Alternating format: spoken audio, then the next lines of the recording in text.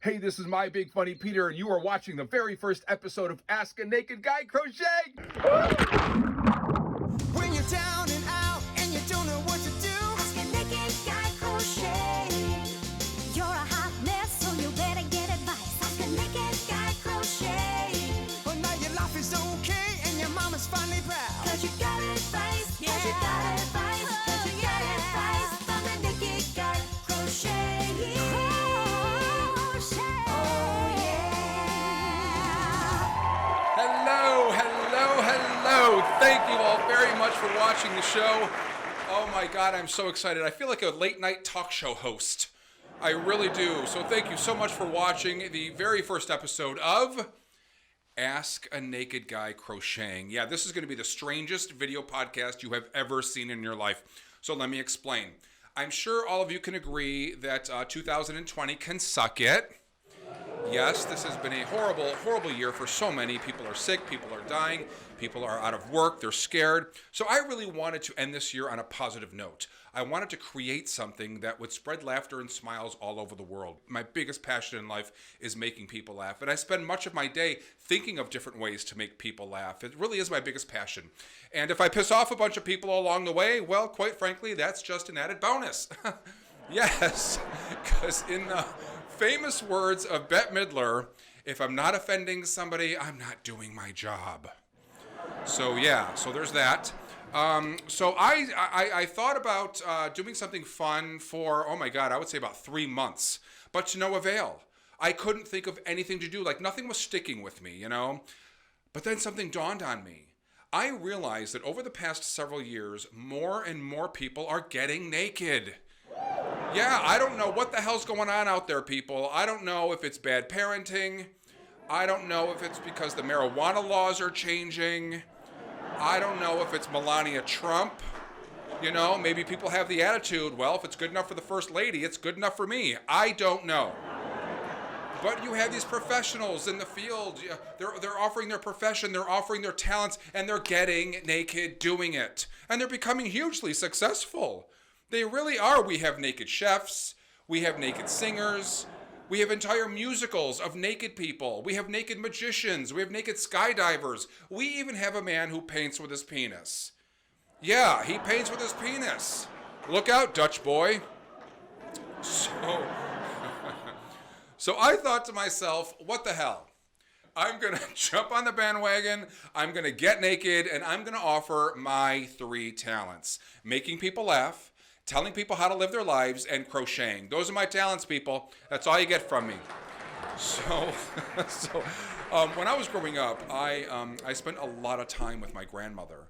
She was such a wonderful, wonderful person. I loved her to death. Both of my grandfathers passed away before I was born. And my maternal grandmother lived in Italy my entire life, so I didn't really know her.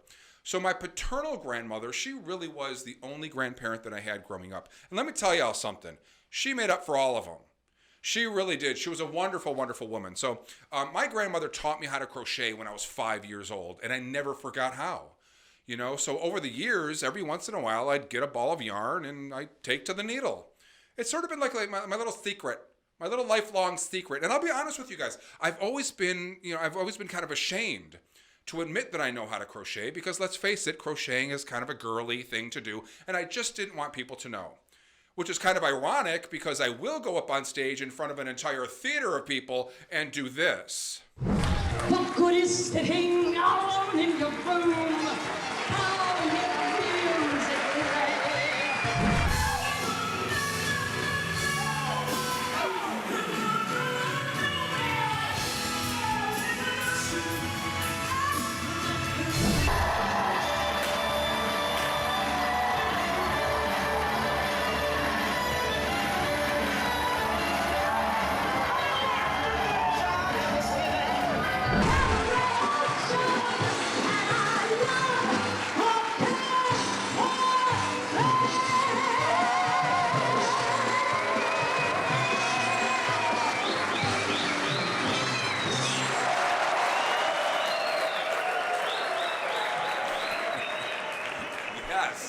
I certainly don't mind people seeing that, but I just don't want people to know that I crochet. until about 5 years ago, I was talking to my Uncle Sal. Now, unfortunately, Uncle Sal passed away about 2 years ago. He was 93 years old. My Uncle Sal served in 3 wars: World War II, the Korean War, and Vietnam. Can you imagine serving in 3 consecutive wars? He was an extraordinary man. He really was. So I was talking to him once at a family doings, and I told him that my grandmother taught me how to crochet, and I never forgot. And he said, "Peter, I think that's wonderful." And I said, "Well, thanks, Uncle Sal. I really appreciate that." I said, "But do me a favor. Don't tell anybody. I don't really need anybody to know that." And he said, "Why?" I said, "Well, because crocheting is a girly thing that old ladies do." And he said, "Absolutely not, Peter." He said, "Do you know," this is a true story, folks, true story. He said, "Do you know that when I was in the war, me and all the other soldiers, we would knit and we would crochet at night because it's a very therapeutic thing to do, which is why I do it. Crocheting is a very therapeutic activity. It's very relaxing, very relaxing." So I was very, very, I was just amazed when he told me that, So I look at it this way, folks. If crocheting is good enough for a bunch of soldiers that fought for our right to crochet, then it's good enough for me. Yes. So we have a great show coming up. Don't go away. Hello, my fellow Americans. Are you feeling really down and need advice, but your health insurance doesn't cover a legitimate therapist because they canceled Obamacare? Then contact the next best thing, Peter Bisuito. So don't be a loser and do the right thing. Submit your questions today. NakedGuyCrocheting.com.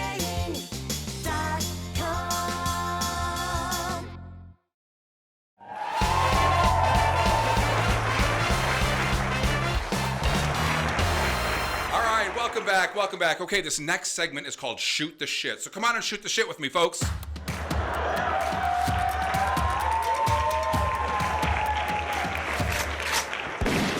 Thank you very much for coming back. I really appreciate it. Man, I am loving this. Are you freaking loving this set or what? I am going to have so much fun with this show. Let me tell you something. But before we get started, I just want to invite all of you to please follow me on social media and subscribe to my YouTube channel, My Big Funny Peter, okay? So, right now, I would like everybody to say hello to the man in the corner. Hi, Darren. Hey, Peter. Hi. How are you? Great to be here. Thanks for having me. Oh, no problem. You're on the very first episode of Ask a Naked Guy Crocheting. I couldn't be more honored. Are you honored? I am. Oh, very Slightly nice. turned on too, but I'm not going to talk about that. How are you? What do you want to shoot the shit about? We're going to shoot the shit. Well, hey, first of all, congrats on your new gig. Thank This is you. awesome. Oh my God, thank you so much. I'm really looking forward to the show. It's going to be, I have so many plans for the show. It's going to be a lot of fun. Well, you know why I'm doing it, right? You're bored. Yes. Actually, Yes. I'm very bored. Well, sort of. I mean, the thing is, with COVID this year, everything shut down, so all the entertainers are not able to entertain, including me. All the clubs are closed, the theaters are closed, and of course, 2 years ago, I started my very own sitcom called Vent in Chester, about 2 middle-aged gay men living in Fort Lauderdale as roommates. It's going to be a great show. And we filmed the pilot episode a year and a half ago, and it got great reviews. And then we raised enough money for a couple more episodes, but unfortunately COVID hit, and it's basically at a complete standstill for now.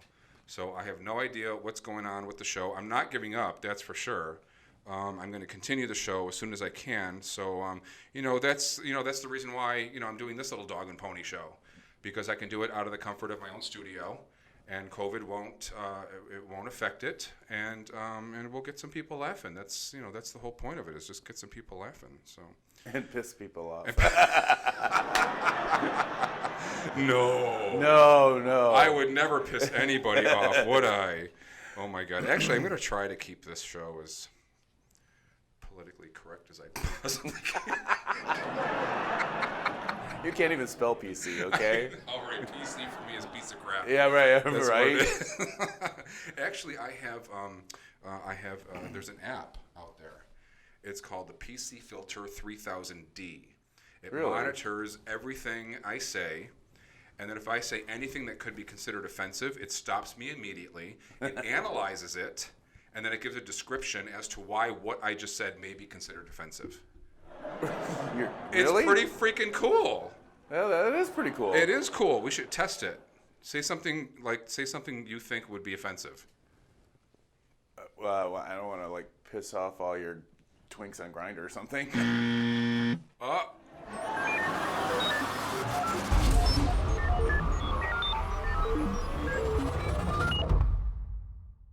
A twink is a term describing a skinny and overly effeminate homosexual male. The term may be considered offensive since twink is short for Twinkie, a moist yellow cream-filled cake.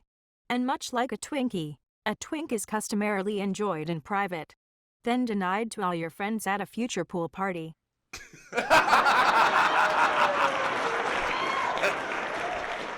Haven't been to any of those pool parties this summer. Well, she's not entirely wrong. She's not entirely wrong, but there were no pool parties this summer. That's all I'm saying. There's two things gay men will always deny: having sex with a twink and having sex with a drag queen. And me. And me. Yeah, okay, you don't hear nobody talking about that. There's three things there people you go. will deny. So yeah, I'm really glad that you're on the show, sweetie. You and I have been friends for a long time. Too long. Huh? I mean, yes. And I'm using this show not only to entertain, because I have to explain this. I'm not just using the show to entertain. I'm using the show as a fundraiser, because I need to raise money for my sitcom. Because with COVID, I lost two of my big sponsors. They were going to give me a lot of money. Yeah. There were two businesses in Wilton Manors. Was, yeah. Wilton Manors is the neighborhood of Fort Lauderdale, for those of you who are watching who may not know. But there were two businesses. They were going to give me a lot of money to Well, everybody was affected. Totally. The whole drive was just a wreck for months. I'm using this show to raise money. I'm going to be accepting contributions, but here's the thing. Every dime that I make through contributions, I'm also going to be selling my crocheted goods, my scarves and hats and booties and stuff like that. You know, my penis cozies. Slightly used. So I'm going to be selling that as well. Every dollar that I make, I'm donating a percentage to my favorite charity, Dog Rescue. Oh, you did mention Dog Rescue. Yes, yes, because you know I have a huge passion for dogs. Yes. And I'm working very closely with an organization called No Dogs Left Behind. They go over to Asian countries. I didn't know this. They schooled me on this. I had no idea this was going on, but overseas in Asian countries, there's what's called the dog and cat meat trade, where, you know, because they have absolutely no laws that protect animals. So, you know, that you can do anything you want to an animal, you can't get in trouble. So there's this whole industry where people are stealing dogs and cats out of people's homes, their cars, their yards, and they sell them to slaughterhouses, and they're killed and they're sold for human consumption. That's terrible. I had no idea until like 2 weeks ago when I talked to the lady at the organization. Her and I were crying on the phone together. Her name was Angela. We were totally crying on the phone together because I'm such a pussy. I cry at Folgers commercials. You do. I do. You should knit cozies for your Kleenex boxes next to your television. Do you like my microphone cozy? I do. I Isn't that do. cute? Yeah, that I is a made good it. one. I made it. So anyway, so a percentage of whatever I make is going to go to rescue those dogs. The guy that owns this organization, his name is Jeffrey. He goes to China quite often, and he literally pulls dogs. I'm going to start to cry now. He pulls dogs out of these trucks, and they're all piled in. They're all piled in, like this. He literally takes these dogs out of these trucks and he rescues them. God. He has set up his own. Shelter in China, where after he rescues them, he brings them to the shelter. He gives them the medical attention that they need, and he adopts them out. There's over 500 dogs at his shelter in China right now. Oh wow. And I'm gonna, do whatever I can to raise some money for them, give them a percentage of whatever people contribute to this show. One scarf at a time. Yeah, one scarf at one stitch at a time. Yes. So that's what's going on, and I'll let you guys know exactly how you can contribute later in the show. Oh, and I totally forgot. If you contribute $100 or more, I send you a free scarf. Isn't that cool? You get a nice knit scarf. This isn't a scarf. I'm making a head wrap for my mom now for Christmas. Look at this. I don't know if you can see this, but this yarn it's has got sparkles in it. Can you see it? I can see it. It's got little sparkles in it, and I'm making a head wrap for my mom for Christmas. So, Yeah, let's test out the PC Filter 3000D again. All right, I dare you to say. You want me to say something offensive? Say something offensive. All right. Well, the elections are coming up, so, So, Donald Trump is a douchebag.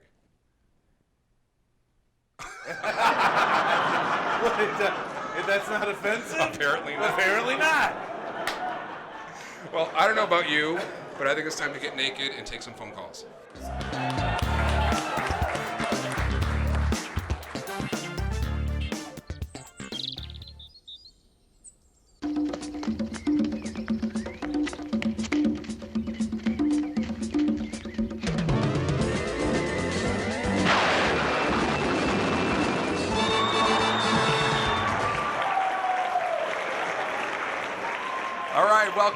Welcome back. Okay, we have our very first caller on the phone. We have Christina from Phoenix, Arizona. Hi, Christina. How are you? Hi, Peter. How are you? I'm doing well. So I see that you have a question about your daughter. I do. What's I up? do. So she's been dating a girl for about a year, but it's kind of, like a strange situation. It's a longer distance relationship, so they don't see each other very often, and, whatever. But she's asked me if she should tell her grandparents about this relationship, and I just don't really know what to say. Okay, so she's concerned that your parents, her grandparents, might not take it well. Well, I think so, yes, because obviously, she asked me what she should do about it, and they're, in their 70s, they're conservative, and So do you know what your parents' view is on homosexuality? Yeah, no, I mean, they're not like ever said anything negative or positive, nothing. Really, is they're pretty much neutral about most things. I don't think it would be a huge deal, but I just, I'm afraid that I think it's the drama that that I want to protect them from. Gotcha.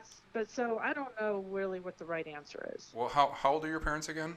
They're in their mid-70s. Okay. How's their health? Their health is, pretty good for being in mid-70s. My dad has COPD, but other than that, they're pretty good. Okay. I mean, what does your daughter say? Does she want to tell them, or does she think that maybe it's just best untold? I don't think she hasn't really made it seem like it's a big deal, but obviously she's thinking about it. Is she close with the grandparents? Not extraordinarily close. Okay. They live, kind of close by, and, they see each other, probably once or twice a month, maybe, if that. So, but. So let me ask you a question. If your parents drop dead tomorrow, would you and your daughter regret not telling them? No, I guess that's probably a good question to ask her, because we haven't even really talked about that ourselves together. Well, if you really want my opinion, and I don't really know your parents all that much, I say tell them. You never know. Give them a chance. And, yeah. So how should I do that?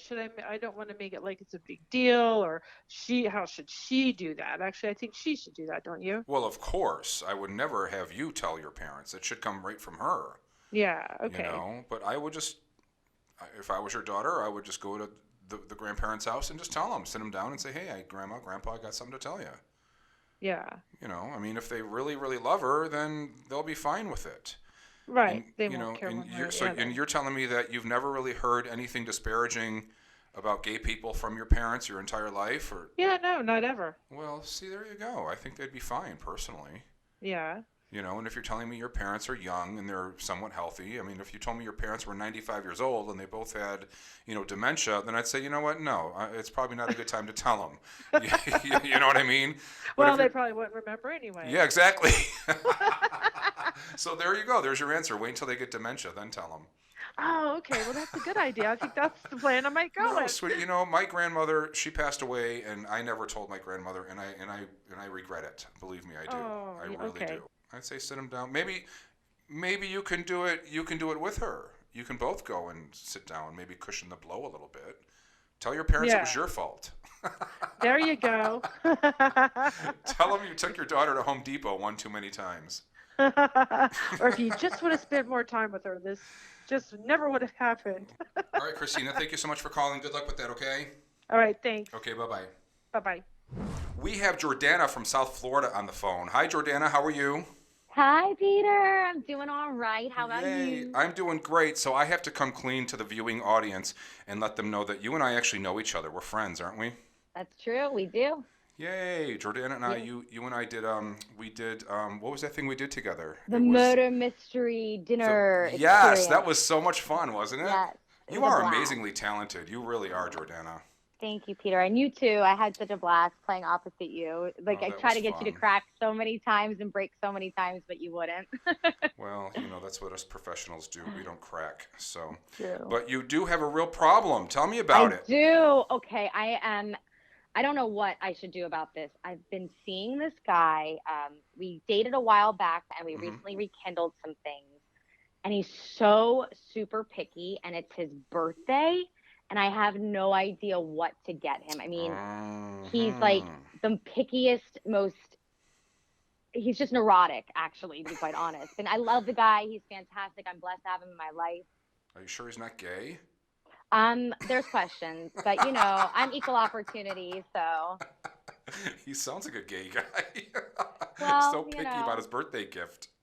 We're open in my camp, so. Yay! All right, so let me ask you something. Is he a sexual person? Super sexual. He's a Scorpio. So, Oh my God! yeah. Perfect. My husband's a Scorpio. Oh my they're gosh, they're I didn't know very that. yes, very very sexual people. So okay, so there's your answer. You got to do something sexual. Let me tell you about something I did for my husband many years ago. Okay, and I'm sure your husband will love it too. We used to live in Buffalo, and we had a house like in the country. And our basement was a very large basement, but it wasn't a finished basement. So there were cement floors, and there was, wooden beams for the ceilings, all that kind of stuff. Well, one day while he was at work, I set up the basement like a dungeon. It was freaking hot. I put tarps hanging from the ceiling. I put chains hanging from the ceiling. I put step ladders all over the place. I put an air mattress with blankets, and then I dimmed the lights really low, and then I put a fog machine in there, and then I blasted like heavy metal music, and I just made this real dungeon-y kind of thing. And then I put candles from the side door all the way through the kitchen, down the stairs, into the basement. So when he came home, he kind of had to follow the candles. Oh, it's hot. It was hot, Jordana. It really was. So that You would sounds like. love that. Well, there you go. Do it, man. Are you a sexual person too? Yeah, I like to have sex often and frequently. Okay. Are you like do you get freaky, or do you, what's. I'm completely open-minded. I have tried it all. I feel like when it comes to sexuality, and yeah, I would consider myself kind of freaky in the bedroom. Okay, experimental. perfect. And he knows that, because you said you guys kind of dated early, so he kind of knows. Totally. And I would say that our relationship, for the most part, was based on sex for a long time. And maybe it would be fun to get back to that because things have gotten so serious between us. So have you ever done anything like this before, like a dungeon-y kind of scene or anything like that? Or have you ever done like role-playing or anything? We've done role playing, but never like a dungeon, never like a setup where I could see myself maybe like I'm, in the dungeon tied up waiting for him to have his way with me, kind of. Totally. Like I'm his present. Yes, totally. A lot of straight men won't admit that they like girls who are a little bit freaky like that. They won't admit that. But if you present it to him, then there you go. I mean, he'll fucking love that for you. Just let him, for his birthday, just let him bang you like the little slut that you are. You know what I mean? Like that's the mentality of what he wants, treat, the surprise. Like I usually let him, not to be too crude, but usually I let them come on my face for like birthdays and anniversaries. That's usually like the surprise, but this is like a whole nother level. Well, there you go. There's the frosting on the cake, so to speak. Absolutely. Well, if you do this dungeon-y thing, I want you to videotape it and send it to me. I want to see how it turns out. Of course. I probably should videotape it and then make millions of dollars off of Oh it. my God. During COVID, I could have a whole nother career out of this. Oh my God. Come to my dungeon. Yeah, there's an income stream for you right there. There you go. Always capitalizing. Oh, gosh. Awesome. Well, I hope that helps, and I really think that you should do that. I think you would enjoy that. It really, really does, and I will definitely report back. Let me know how it turns out, okay, sweetie? I definitely will. Thank you so much, my love. It's good chatting. Good to talk to you too, Jordana. It's been a while. Absolutely. Take care. Okay, bye-bye. Bye. We'll be right back. Hi, everybody. Do me a favor. Stop what you're doing right now and take a look at your dog. What is he or she doing right now? Eating, running around having fun, or maybe just hanging out on the couch waiting to play with you? Let's face it, dogs give the most unconditional love than any other animal or human being on the planet. Now do me another favor. Imagine your dog being stolen out of your home, sold to a slaughterhouse, and killed for human consumption. That is exactly what's going on in countries that have absolutely no animal rights protection laws whatsoever. And that is why I have decided to collaborate with No Dogs Left Behind, an organization that is dedicated to rescuing dogs from these horrific conditions. With your contribution to Ask a Naked Guy Crocheting, not only will you help me continue to spread smiles and laughter throughout the world, but a portion of your contribution will be used in rescuing dogs and finding them the safe and loving homes they all deserve. Now here's an incentive. If you contribute $100 or more, I will crochet and send you a free scarf. Yes, perfect for these upcoming cold winter months. Make your contribution today by going to www.nakedguycrocheting.com.